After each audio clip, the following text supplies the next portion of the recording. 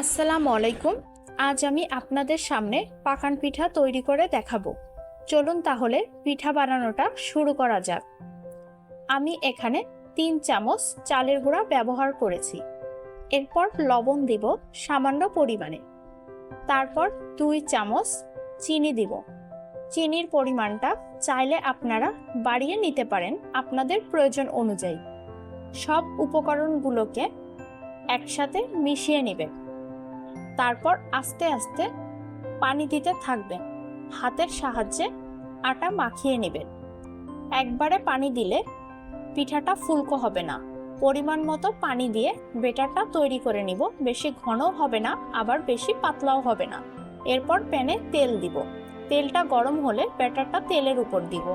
পিঠা বানানোর সময় অবশ্যই জালটা মিডিয়াম আঁচে রাখতে হবে। বেশি জাল হলে পিঠাটা পুড়ে যাবে, ভেতরটা কাঁচা থেকে যাবে।